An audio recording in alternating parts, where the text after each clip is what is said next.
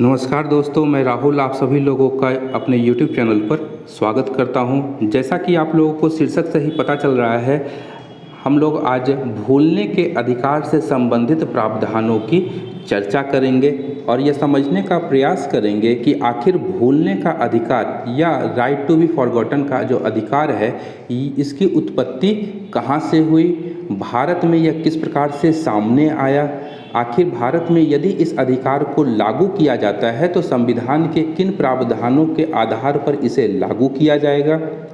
यदि भारत में इस अधिकार को लागू किया जाता है तो संबंधित चुनौतियां क्या होंगी और इससे संबंधित आगे की राह क्या होगी, इस विषय पर इस भूलने के अधिकार शीर्षक के अंतर्गत हम लोग मूल रूप से चर्चा करेंगे। तो आइए शुरू करते हैं आज का हमारा यह वीडियो।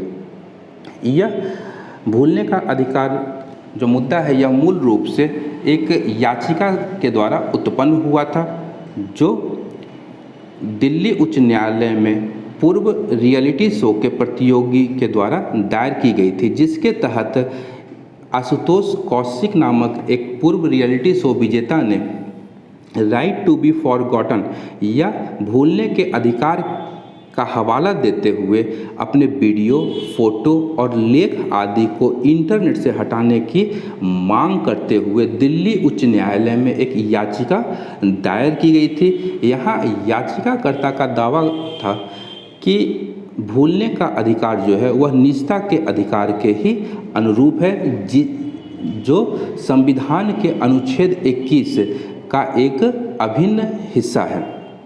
यहाँ समझते हैं कि आखिर यह राइट टू बी फॉरगॉटन या भूलने का अधिकार है क्या। तो इंटरनेट सर्च, डेटाबेस, वेबसाइट या किसी अन्य सार्वजनिक प्लेटफॉर्म से सार्वजनिक रूप से उपलब्ध व्यक्तिगत जानकारी को उस स्थिति में हटाने का अधिकार है जब वह व्यक्तिगत जानकारी आवश्यक या प्रासंगिक नहीं रह जाती है। तो जिस व्यक्ति के संबंध में वह डेटा है, उस डेटा को हटाने के लिए संबंधित अधिकारी के पास में वह व्यक्ति आवेदन कर सकता है। इस अधिकार की उत्पत्ति का मूल स्रोत है गूगल स्पेन मामले में यूरोपीय संघ के न्यायालय ने 2014 में यह निर्णय दिया कि भूलने का अधिकार व्यक्ति का मौलिक अधिकार है। यहाँ यूरोप में भूलने के अधिकार को सामान्य डेटा संरक्षण विनियमन के तहत यूरोपीय संघ में एक वैधानिक अधिकार के रूप में इसे मान्यता दी गई है, जिसे यूनाइटेड किंगडम और अन्य यूरोपीय देशों के न्यायालयों ने इसे बरकरार रखा है। अब देखते हैं कि भारत में इस अधिकार के संबंध में क्या प्रावधान किए गए हैं।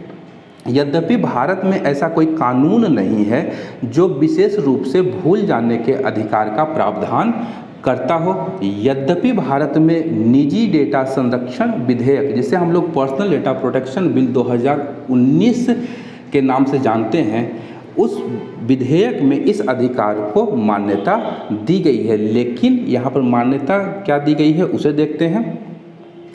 तो सूचना प्रौद्योगिकी अधिनियम 2000 के अनुसार कंप्यूटर सिस्टम से डेटा के संबंध में कुछ उल्लंघनों के खिलाफ सुरक्षा प्रदान करता है। इसमें कंप्यूटर सिस्टम और उसमें संग्रहित डेटा के अनधिकृत उपयोग को रोकने के लिए सूचना प्रौद्योगिकी अधिनियम में प्रावधान किए गए हैं। वहीं समझते हैं कि व्यक्तिगत डेटा संरक्षण विधेयक और भूलने के अधिकार के मध्य क्या अंतर संबंध है।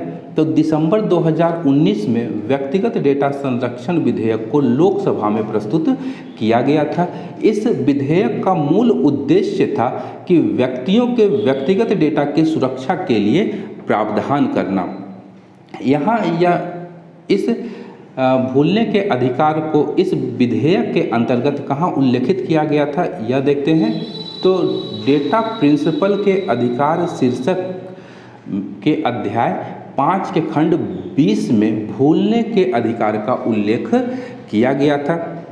इसमें प्रावधान क्या किया गया है कि तो डेटा प्रिंसिपल, अब यहाँ पर डेटा प्रिंसिपल होगा कौन, तो डेटा प्रिंसिपल वह व्यक्ति होगा जिसके संबंध में वह डेटा है। तो डेटा प्रिंसिपल जो है, डेटा प्रिंसिपल को डेटा फिड्यूसरी के द्वारा अपने व्यक्तिगत डेटा के निरंतर प्रकटीकरण को प्रतिबंधित करने या रोकने का अधिकार होगा।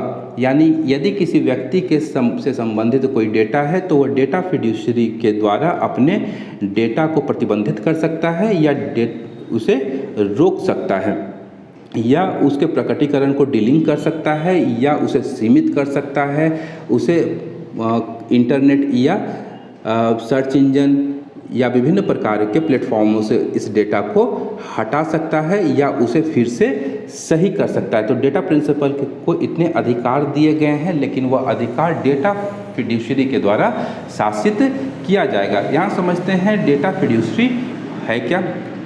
तो डेटा फिड्यूसरी कोई भी व्यक्ति हो सकता है जिसमें राज्य, कंपनी, कोई कानूनी संस्था या कोई भी व्यक्ति शामिल हो सकता है जो अकेले या दूसरों के साथ मिलकर विभिन्न व्यक्तिगत डेटा प्रसंस्करण के उद्देश्य और उसके साधनों को निर्धारित कर सकता है।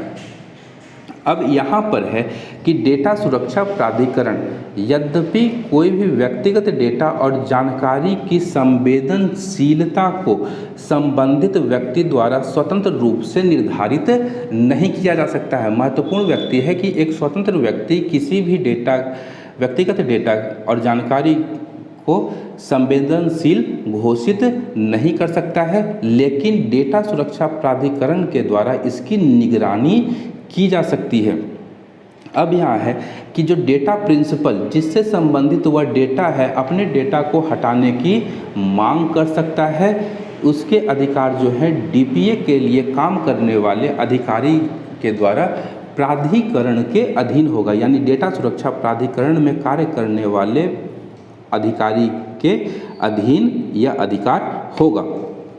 अब आगे है कि निजता का अधिकार और भूलने के अधिकार में क्या संबंध है। यहाँ पर कहा गया है कि भूलने का अधिकार किसी व्यक्ति के निजता के अधिकार के दायरे में आता है, जिसे प्रायः व्यक्तिगत डेटा संरक्षण विधेयक 2019 द्वारा विनियमित किया जाता है। यहाँ पर एक उल्लेखनीय तथ्य है कि 2017 में सर्वोच्च न्यायालय ने ऐतिहासिक पुट्टू स्वामी मामले में निर्णय दिया था कि निजता का अधिकार अनुच्छेद 21 के तहत जीवन और व्यक्तिगत स्वतंत्रता के अधिकार के आंतरिक हिस्से के रूप में एक मौलिक अधिकार है। आगे है कि इससे संबंधित क्या चुनौतियां उत्पन्न हो सकती हैं। यदि भारत में भूलने के अधिकार को मान्यता प्रदान की जाती है तो इससे संबंधित क्या चुनौतियां उत्पन्न होंगी। तो सर्वप्रथम पहली चुनौती होगी कि भूलने का अधिकार सार्वजनिक रिकॉर्ड के साथ दोनों का टकराव उत्पन्न हो सकता है, या भूलने का अधिकार सार्वजनिक रिकॉर्ड से जुड़े विभिन्न मामलों के विरुद्ध हो सकते हैं। यहाँ उदाहरण के लिए हम लोग देखते हैं कि भारत में न्यायालयों के निर्णय को सार्वजनिक रिकॉर्ड के रूप में माना जाता है तथा भारतीय साक्ष्य अधिनियम 1872 की धारा 74 के अनुसार इन्हें सार्वजनिक दस्तावेज की परिभाषा के अंतर्गत शामिल किया जाता है। इसके अतिरिक्त आधिकारिक सार्वजनिक रिकॉर्ड विशेष रूप से न्यायिक रिकॉर्ड को भूलने के अधिकार के दायरे में शामिल नहीं किया जा सकता है, क्योंकि यह दीर्घकाल में न्यायिक प्रणाली में आम जनता के विश्वास को कमज़ोर कर देता है। इसके पश्चात है कि भारत में सूचना के अधिकार को मान्यता दी गई है। तो यहाँ पे यदि भूलने के अधिकार को भी एक मौलिक अधिकार के रूप में घोषित किया जाता है तो यहाँ पर यह व्यक्ति तथा समाज के मध्य एक टकराव उत्पन्न हो सकता है। यहाँ राइट टू बी फॉरगॉटन व्यक्तियों की निजता और समाज के सूचना के अधिकार तथा प्रेस की स्वतंत्रता के बीच एक दुविधा या टकराव की स्थिति पैदा कर सकता है, जहां पर कोई व्यक्ति किसी डेटा को एक्सेस करना चाहता है, लेकिन जिससे संबंधित वह डेटा होगी वह व्यक्ति उस डेटा को डिलीट या उसे संशोधित या परिवर्तित करने की मांग डेटा फिड्यूसरी से कर सकता है। अब यहाँ आगे की राह क्या हो सकती है कि भारत में सूचना का अधिकार, प्रेस की स्वतंत्रता का अधिकार के साथ साथ भूलने का अधिकार भी संविधान में शामिल किया जा सकता है। तो आगे की राह क्या होगी?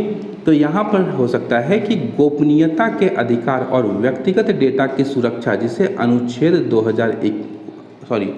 21 तथा इंटरनेट उपयोगकर्ताओं की सूचना की स्वतंत्रता अनुच्छेद 19 के बीच एक संतुलन स्थापित किया जाना आवश्यक है तथा डेटा संरक्षण कानून के माध्यम से इन मुद्दों को संबोधित किया जाना चाहिए। वहीं भारत में दो मौलिक अधिकारों के बीच संघर्ष को कम किया जाना चाहिए। यहाँ उल्लेखनीय तथ्य है कि इस अधिकार को यानी भूलने के अधिकार को यदि मौलिक निजता के अधिकार के अंतर्गत या आर्टिकल 21 के अंतर्गत मौलिक अधिकार माना जाता है तो यह आर्टिकल 19 जिसमें स्वतंत्रता, वाक और अभिव्यक्ति की स्वतंत्रता या प्रेस की स्वतंत्रता दी गई है, इन दोनों के मध्य एक टकराव उत्पन्न हो सकता है। इसलिए एक बीच का मार्ग अपना करके इसे भारत में आज का हमारा यह चर्चा यहीं पर समाप्त होता है। यदि आपको हमारा यह प्रयास पसंद आ रहा है तो आप हमारे इस चैनल को लाइक करें, सब्सक्राइब करें, साथ ही साथ बेल आइकन को दबाना बिल्कुल भी ना भूलें ताकि आपको हमारे वीडियोस की नोटिफिकेशन प्राप्त होती रहे। तब तक के लिए धन्यवाद। मैं राहुल, टीम मंथन की ओर से।